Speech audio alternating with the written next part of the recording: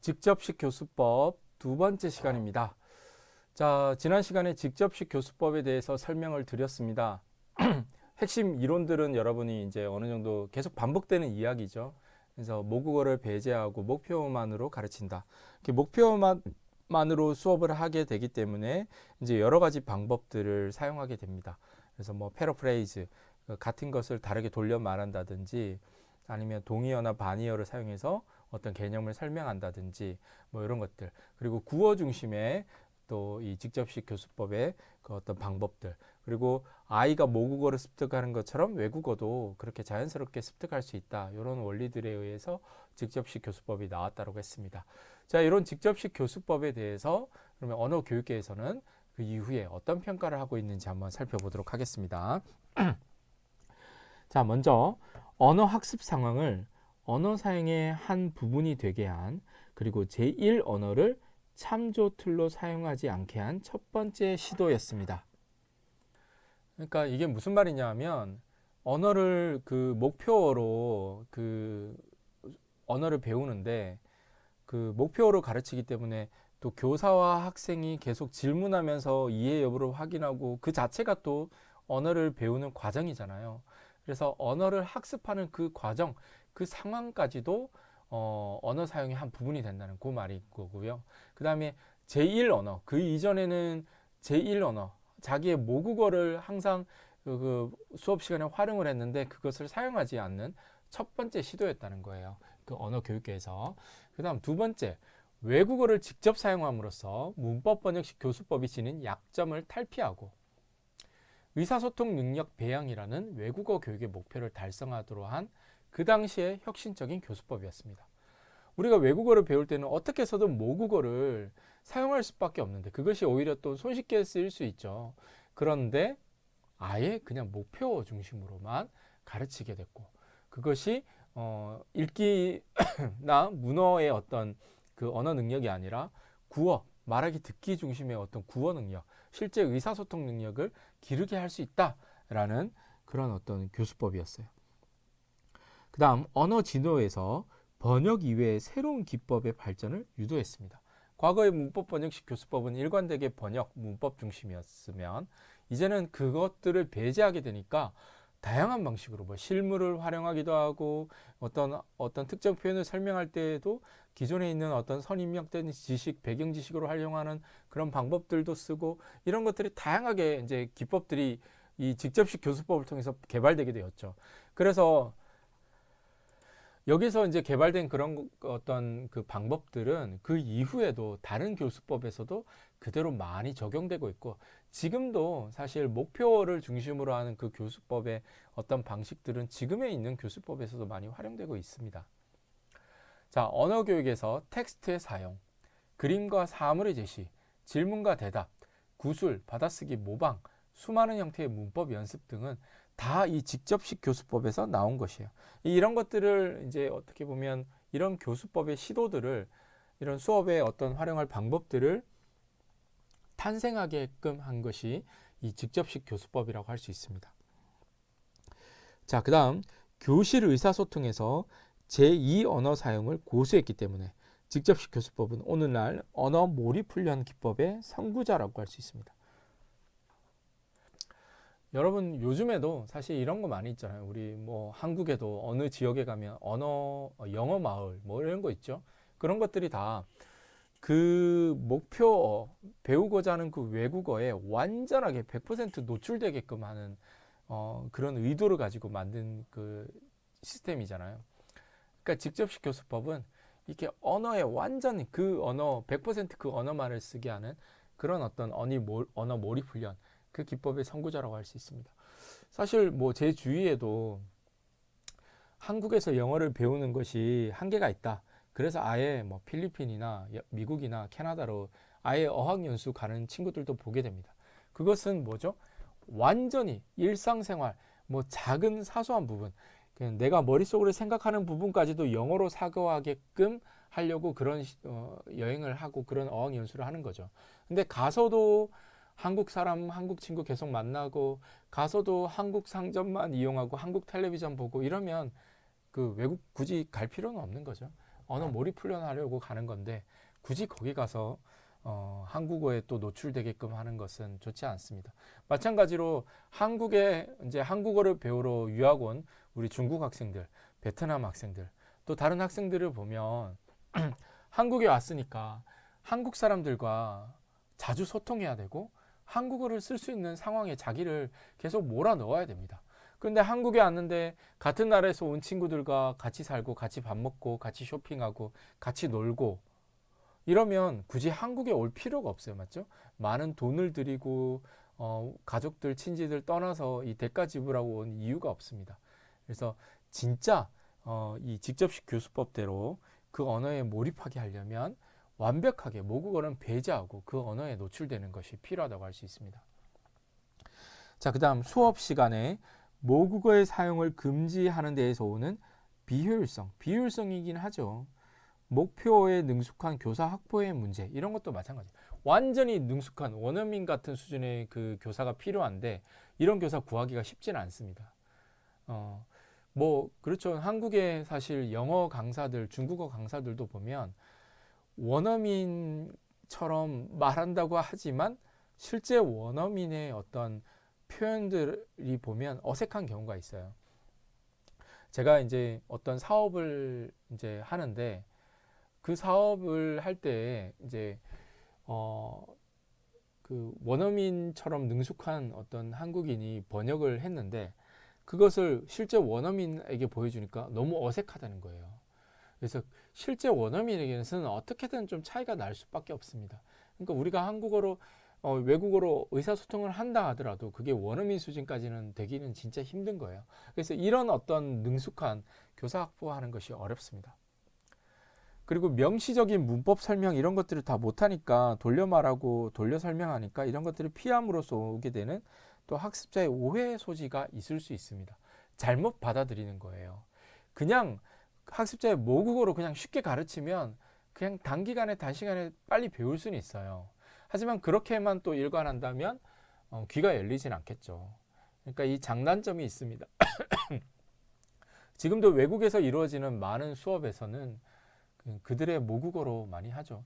중국에서 중국인 선생님이 한국어를 가르칠 때 사실 수업 시간에 모국어 정말 많이 이용하고요. 베트남도 마찬가지고 외국에서는 그렇게 할 수밖에 없어요. 그리고 학생들도 그걸 요구하는 학생들도 많아요. 그래서 실제 저도 경험한 건데 뭐 한 반에서는 교사가 학습자의 모국어로 중간중간에 설명을 해주고 한 반에서는 교사가 모국어는 쓰지 않고 목표어로만 가르쳐. 그러면 나중에 평가를 받는데 학생들이 실제로 그 중국 학생들이라면 중국어 사용할 수 있는 선생님 수업에 들어가게 해달라고 막 이러더라고요. 저도 초창기 때 한국어 가르칠 때 그때는 이제 문법 설명도 잘 못했을 때였어요. 근데 이제 학생들이 그러다 보니까 답답하니까 중국어로 가르쳐 주기를 원하는데 제가 중국어에 능통하지 않았으니까 잘 못 가르친 거예요. 나중에 학생들이 컴플레인을 하는데 다음 학기에는 중국어를 외국어를 잘하는 교사 밑에 들어가게 해달라고 막 그런 얘기를 행정실에 얘기를 했나 봐요. 그래서 저도 참 자존심이 상했는데 그렇다고 해서 제가 수업 시간에 그 목표 중국어를 사용해서 가르치는 것은 또 아니거든요. 그래서 어떻게 했냐면 그 교수법, 그러니까 한국어를 잘 가르치는 방법들을 어떻게 하면 이 학생들이 이해할 수 있을 만한 수준에서 한국어를 잘 가르칠 수 있을까? 목표를 사용해서 그런 연습을 되게 많이 했고 나중에는 이제 그런 부분들이 충족이 되어서 이제 학생들에게 그런 어떤 요구들이 더 이상 나오지 않았습니다. 그래서 학생들도 때로는 이제 모국어 사용하는 교사를 원하기도 합니다. 그러니까 이런 것들을 다 이제 하지 않고 진짜 목표로 외국어를 가르치는 것은 그만큼 진짜 쉽지 않기 때문입니다. 하지만 그럼에도 불구하고 우리는 목표로 한국어를 가르치는 것을 계속 연습해 나가야 됩니다. 그래서 여러분이 지금 이 수업을 듣고 또 다음에 또 뭐 문법론이라든지 실습 수업 이런 걸 듣게 되면 그런 과정을 통해서 연습이 될 수 있을 겁니다. 자, 어쨌건 이렇게 비효율적이다. 그리고 이런 어떤 그 능숙한 유창한 교사를 구하기 어렵다. 그래서 그리고 학습자들이 오해할 수 있다. 정확성을 또 기해할 수 없을 수 있다. 이런 단점들이 있고요. 또 번역하지 않고 의미를 전달하기가 어렵고 제1 언어에 의지하지 않고 잘못 이해하는 것을 막기도 어렵다. 비슷한 내용이에요. 그리고 이런 직접식 교수법은 이제 학생들이 초보 단계에서는 어느 정도 할 수 있어요. 기본적인 어휘나 일상 어휘 같은 거는 가르칠 수 있어. 근데 이제 중급, 고급 단계에 가면 이제 추상적인 내용들을 많이 배우게 됩니다. 뭐 한국의 경제, 정치, 문화 이런 거를 목표만으로 가르치기는 실제로 어려운 부분도 있습니다. 그래서 그럴 때에는 이 직접식 교수법 적용이 어려울 수는 있습니다. 그래서 이런 평가를 받는다는 것. 그래서 핵심은 그거예요. 모국어로 가르칠 때 어떤 장단점이 있느냐라는 거예요. 자, 이런 평가들이 있고요. 자, 직접식 교수법의 실제를 한번 보도록 하겠습니다. 자, 먼저 이제 귀에 의한 소리 지각. 먼저 그 목표를 학생들에게 많이 노출시켜 주는 거예요. 지각하게 하죠. 그 다음에 질문과 대답을 통해서 의미를 인식시켜요. 교사가 이제 질문하고 이런 것은 뭐예요? 이거 어떻게 하는 거예요? 이렇게 질문하면서 의미를 확실하게 이제 가르칩니다. 그리고 들은 대로 모방 연습하고 그다음에 기억을 상기하 입으로 재생한다 했는데 자, 여기 조금 어렵게 나와줄 수 있는데 여기 이제 파머의 직접 교수법이고요. 그러니까 뭐 이런 게 핵심이라고 하는데 이게 뭐냐 하면 그냥 이제 구어 중심으로 하는 것이고 이제 그 모방하게끔 하는 것 그런 과정을 통해서 학습자들이 이제 그 자연스럽게 따라할 수 있다. 뭐 이런 것이 핵심이라고 보시면 됩니다. 자, 이걸 좀 풀어서 설명하겠습니다. 듣기, 말하기, 읽기, 쓰기의 순서로 가르칩니다. 듣기, 말하기가 먼저 있다는 건 뭐죠? 구어를 우선으로 한다는 겁니다. 그 다음 학습 초기 단계에서 문자의 도입 없이 정확한 발음을 강조합니다. 듣고 말하기 훈련에 집중하는 거예요. 문자를 이렇게 써주고 어떤 문자 자료를 제시하기보다 듣고 말하기 훈련에 좀 집중하게끔. 왜냐하면 아이들이 모국어 배우는 것처럼 하는 거니까. 우리가 사실 자기 모국어를 몇 살 때부터 하나요? 한 두 돌 좀 전쯤부터 모국어 슬슬 배우기 시작하죠. 말을 하기 시작하죠. 그때 두 돌 전, 그러니까 2살 이전의 아이들이 한국어 글자 읽을 수 없어요. 맞죠? 그러니까 듣고 엄마 아빠의 말, 주위의 사람들의 말을 듣고 그걸 따라 말하고 모방하고 이런 것들을 통해서 언어를 배운다는 거예요.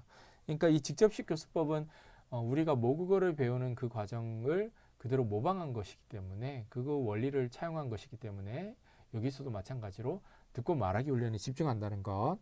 그리고 이후에 듣기 말하기가 숙달된 이후에 읽기 쓰기를 안 가르친 게 아니라 듣고 말하기가 숙달된 이후에 가르친다는 것.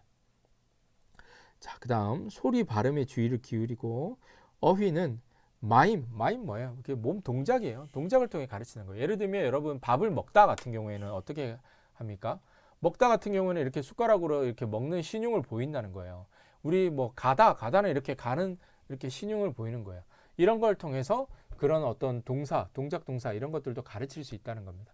시범, 그림 이건 모두 다 우리가 모국어를 사용하지 않기 때문에 교사의 행동, 표정 이런 것들까지도 다 학생들에게 그대로 전달된다는 겁니다. 그래서 교사는 어떻게 보면 이게 언어 교사는 어떻게 보면 이게 만능 엔터테이너가 돼야 된다고 생각합니다. 이건 제 말이 아니라 제 지도 교수님께서도 그렇게 훈련을 시키셨어요. 우리 학생들을. 그러니까 또 때로는 뭐 역할극을 해야 될 수도 있고요. 상황극, 역할극을 학생들한테 보여줄 수도 있고 이런 마임 이런 것도 해야 됩니다. 근데 이런 게 부끄럽다. 그리고 교수님 저는 좀 내성적이라서 이런 거 잘 못합니다. 그러면 아무래도 조금 가르칠 수는 있겠지만 좀 학생들한테 좀 지루한 수업이 될 수는 있습니다. 이게 제가 아는 분 중에 한국어 강사인데 진짜 재미는 없어요. 그분을 이제 사적으로 만나면 별로 웃음 코드가 별로 없어. 그리고 이분이 실제 말하는 걸 보면 톤이 일정해요. 같은 톤으로 늘 얘기하는 거예요. 근데 이분의 수업을 제가 한번 참관해서 평가한 적이 있었는데 수업에서 똑같은 거예요. 여러분 저도 지금 말하면 말이 좀 빠르긴 하지만 중요한 거 말할 때는 중간에 휴지를 주기도 하고 그 다음에 좀 이렇게 그 텐션, 억양의 차이 이런 것들이 있잖아요. 근데 똑같은 수준으로 계속 같은 속도로 말하고 톤도 똑같다면 학생들 금방 잘 겁니다. 아마 15분 정도 버티다가 잘 거예요. 그리고 어떤 부분이 중요한지 이런 것들도 이해 못할 수 있습니다. 그러니까 그런 부분이 이제 한국어뿐만이 아니라 외국어 강사에게는 상당히 중요한 부분이에요. 그래서 우리가 뭐 전공 수업, 뭐 수학, 과학, 또 뭐 이제 역사 이런 것을 가르친다면 그렇지는 않겠지만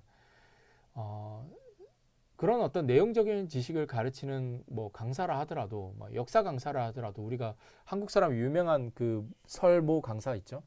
막 학생들을 끌어들이잖아요. 그래서 수업 시간에 어떤 텐션을 막 바꾸기도 하고 막 그 휴지를 주고 억양을 바꿔서 학생들을 수업에 끌어들이잖아요. 이런 것들이 언어 강사들한테는 진짜 필요한 자질이라고 할 수 있습니다. 그리고 교수님 저는 아직 그런 거 잘 못합니다. 그래서 너무 그것도 못한다고 해서 뭐 자신감을 잃기보다는 그런 것들이 또 훈련되는 것도 있어요. 많이 또 그 교육 현장을 접하다 보면 또 다른 선생님들의 수업을 보다 보면 또 내가 또 수업을 많이 해보다 보면 어떤 부분에서 어떻게 전달하는 게 맞는지 이런 것들을 이제 잘 이렇게 할 수 있는 노하우가 생깁니다. 저는 이제 교회에서 과거에 초등학생들을 가르쳐 본 적이 있어요. 근데 여러분 초등학생들, 유치원생들 가르치면 제일 중요한 거 딱 하나예요. 얼굴 표정도 과장되게 하고 목소리도 과장되게 하는 거예요. 여러분! 막 이렇게 하고 어떤 한 친구가 잘했으면 우와 진짜 잘했네 막 이렇게 표정도 과장되게 말도 과장되게 이렇게 해야지 학생들이 집중하는 거예요. 그렇지 않고 정말 잘했군요. 이렇게 말하면 애들은 집중 금방 잃습니다. 그러니까 학습자에 따라서 이렇게 하는 방법들을 여러분이 배워가시면 되겠습니다. 좀 곁길로 좀 빠졌습니다. 어쨌건 우리가 직접식 교수법 안에서는 어휘나 이런 것을 가르칠 때도 실물이라든지 아니면 교사의 행동, 시범 이런 것을 통해서 제시한다. 왜? 모국어를 사용하지 않기 때문에. 자, 이런 방식이기 때문에 당연히 학생이 많으면 일일이 학생들과 눈 마주치고 질문하고 대답하고 이런 모션을 써서 가르치기가 쉽지는 않습니다. 그래서 소규모 수업에서 주로 이루어집니다. 우리가 앞에서 봤던 문법 번역식 교수법은 대규모 수업에서 해도 됩니다. 왜냐하면 교사 중심 수업이고 그냥 번역, 문법, 설명 연역적으로 하면 되기 때문에 학생이 100명 있건 200명 있건 상관없습니다. 저도 과거에 이제 토픽 수업을 가르칠 때에는 많을 때는 한 60명 데려다 놓고 토픽 수업을 하기도 했습니다. 그런데 언어 수업에서는 60명을 데려다 놓고 할 수는 없어요. 한 10서너 명 정도가 적절한 것 같습니다. 더 소규모일수록 더 좋죠. 자, 그 다음 일상생활에서 자주 사용되는 어휘와 표현들만을 이용해서 학생들에게 질의응답 형식으로 수업을 진행한다. 자, 그 다음 모국어가 배제되기 때문에 실물, 사진, 직접 시연 쓴다. 이거 다 같은 내용 반복되는 거예요. 그 다음 문법은 질의응답을 통해서 신뢰를 통해서 귀납적으로 체계적인 문법 지도는 학습의 단계까지 보류한다. 이 말은 이제 문법 번역식 교수법처럼 어떤 체계적으로 막 문법을 그런 지도하는 것은 조금 뒷순위로 우선순위가 아니다 이렇게 받아들이면 될 것 같습니다. 자, 그래서 이제 듣기 단계에서 또 말하기, 읽기, 쓰기 단계에서는 각각 어떻게 가르치는지 한번 좀 더 구체적으로 살펴보면 듣기 단계에서는 목표어로 주요 어휘와 문법을 올바른 발음으로 제시하고요. 새로운 표현이나 문법은 학습자의 일상생활과 관련 있는 것, 그 다음에 제시한 어휘나 문법의 의미는 가능하면 말로 설명하지 않고 실물이나 교사의 행동을 통해서 전달한다. 그리고 발음에 주의를 기울인다. 자, 그 다음에 말하기는 교사의 표현을 듣고 학습자는 그대로 모방하는 거죠. 그 다음에 학습자의 발화를 주의 깊게 관찰하여 오류에 대해서 즉각적인 교정을 한다. 왜? 발음 중요하기 때문에 발음 지도해야 됩니다. 그 다음 새로운 표현의 제시가 끝난 후 표현을 활용해 교사 학습자는 목표로 질문 대답. 이 질문하고 대답하는 게 다 연습하는 거예요. 그 이 자체가 또 학습의 과정이에요. 이 질문 대답이 학습자의 어떤 인지 여부를 이해하는지 여부를 확인하는 것도 있지만 이 자체가 언어를 연습하는 과정이라는 거고 기억해 주시고, 학습자가 대답을 못할 경우가 있습니다. 이때는 교사가 자문자답하는 거예요. 그러니까 뭐 이런 거죠. 여러분, 이 문법이 뭘까요? 네, 그렇죠. 뭐 이런 식으로 해도 되고, 그러니까 학생들이 대답을 못할 때가 있어. 그렇다면 계속 기다려야 됩니까? 아닙니다. 이렇게 질문하고 대답하는 이유는 무엇이에요? 아무래도 목표어를 더 활용할 수 있게끔, 그리고 이 목표 활용을 통해서 직접적으로 어떤 그 문법이나 어떤 가르칠 내용을 직접적으로 설명하는 게 아니라 그것을 이렇게 이런 어떤 과정을 통해서 학습자들이 스스로 귀납적으로 유추할 수 있게끔 하는 것이 이 직접식 교수법이니까, 학습자 대답 못할 경우에 내가 그냥 바로 그 어떤 중요한 내용을 바로 설명하는 게 아니라, 교사가 질문하고 학생이 대답하는 이 과정을 만약에 학생이 대답 못하면 교사가 그거에 대해 또 학생 입장에서 대답함으로 인해서 학생들이 내가 교사가 자문자답하는 그 과정에서 학습자들이 저 문법의 의미는 저렇게 쓰는 거구나 라고 스스로 깨달을 수 있게끔 하는, 거기에 이유가 있습니다. 그렇기 때문에 대답 못할 경우에 직접 이제 교사가 이게 스스로 또 대답도 해주는 역할극 같은 것도 보여주어야 됩니다. 왜냐하면 그 질문에 대한 대답 자체가 중요한 것이 아니라 질문하고 답하는 이 과정이 중요하기 때문에, 이 과정을 통해서 어떤 문법의 기능과 쓰임새를 학생들이 알 수 있기 때문입니다. 자, 그 다음 읽기. 듣기와 말하기가 어느 정도 수준이 되면 이제 읽기를 가르치고요. 읽기 내용은 다 그 목표 어휘 및 문법이 포함된 내용, 그 외에 다른 내용을 가르칠 필요는 없습니다. 그 다음에 교사의 지문을 읽으면 학습자는 따라 읽고 그러면서 내용 이해를 합니다. 교사는 읽은 내용을 위한 질문, 배운 표현을 위한 학습자는 대답을 한다. 뭐 이런 식으로 읽기는 진행되고요. 그 다음에 쓰기 같은 경우에는 듣기와 말하기가 어느 정도 수준이 되면 이제 읽기와 함께 이제 제시되는데, 보통 읽기 쓰기는 같이 갑니다. 읽은 어휘 문장을 그대로 베껴 쓰기, 그리고 짧은 문장 쓰기, 상황에 맞는 글쓰기 순서로, 그래서 이렇게 확장되어 가는 거예요. 처음에는 베껴쓰기, 뭐 예를 들면 자기소개서 쓰기 같으면 처음에는 다른 사람의 자기소개서 그런 것들을 이제 교재에 나와 있는 것을 보고 베껴 쓰고, 그 다음에 이제 자기의 언어로 자기의 어떤 소개서를 쓰려면 이제 좀 처음에는 짧은 문장으로 썼다가 이제는 교사가 제시하는 어떤 상황에 맞는 긴 자기소개서를 쓴다, 뭐 이런 방식으로 되는 거죠. 중요한 것은 다 교사의 언어를 모방해서 쓴다는 거예요. 말하기든 듣기든 읽기든 쓰기든. 그래서 그런 것들이 중요합니다. 자, 우리 교재에 이제 제시되고 있는 내용이 있는데요. 자, 가르치는 내용은 뭐다? 일상생활에서 쉽게 접하고 친숙한 어휘, 그런 것들을 가르친다는 거예요. 자, 교재에 제시되고 있는 내용, 국적 소개. 어느 나라 사람이에요? 요거를 이제 주제는 국적 소개인데 요 표현을 가르친다면, 자, 먼저 이 어느 나라 사람이에요는 일상생활에서도 쓸 수 있잖아요. 외국인들 만나면.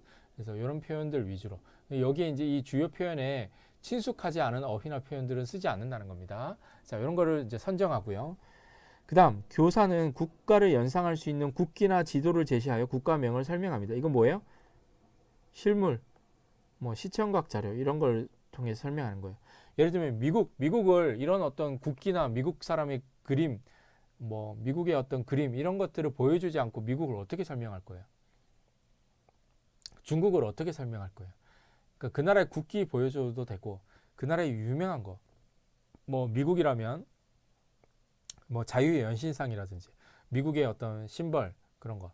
중국이라면 뭐가 있을까요? 뭐 한국 사람 생각하는 중국의 대표 이미지, 뭐 만리장성이나 이런 것들을 보여주면 되겠죠. 그리고 국기, 중국 국기 보여주면 되겠죠. 실물을 이용한다는 거예요. 자, 직접식 교수법. 그 다음에 학생은 교사의 설명을 목표어로 듣고 의미를 이해한다. 자, 목표어 사용. 그 다음에 학생은 교사의 발화를 듣고 따라한다. 모방이죠. 죄송합니다. 이렇게 어린아이가 자기 언어를 배우는 것처럼, 모국어를 습득하는 것처럼 외국어도 그렇게 할 수 있다는 거니까 교사 발화를 듣고 따라한다는 거예요. 그 다음에 교사와 학생은 배운 표현을 활용해서 서로 질문하고 응답한다. 그리고 이 질문하고 응답하는 과정 자체가 또 중요한 학습 과정이라는 것. 그리고 학생이 대답 못할 경우에 자문자답한다. 그래서 이런 걸 통해서 어느 나라 사람이에요라는 것을 가르친다는 겁니다. 그래서 핵심은 목표 사용, 일상생활과 관련이 있는 주제, 시각자료 제시 이런 것들이라고 할 수 있겠어요. 우리 교재에 이제 좀 더 자세하게 뭐 교환이 있는 것 같은데요. 그런 부분을 참고하시고요. 뭐 특별한 내용 없어요. 사실 여기에서 벗어나지 않습니다. 자, 현장 적용 시 주의점. 학습자는 교사의 발화를 모방하기 때문에 교사는 당연히 정확한 발음과 표현을 사용해야 합니다. 자, 실물, 사문 및 행동을 통해 학습자가 귀납적으로 이해할 수 있도록 이제 이런 것들을 활용해야 한다. 모국어를 사용 안 해서 학습 부담이 클 수 있기 때문에 교사는 새로운 수업 내용을 제시할 때 천천히 반복해서 말하고 점점 정상 속도로 말한다. 여러분, 저도 사실 지금 이 직접식 교수법 말할 때 했던 내용 계속 반복하고 있어요. 제가 말이 빠르기도 하고 여러분들이 또 생소한 낯선 내용들이기 때문에 이해를 못할까봐 최대한 반복을 하기도 하고 같은 내용을 다르게 돌려 말하기도 하고 있습니다.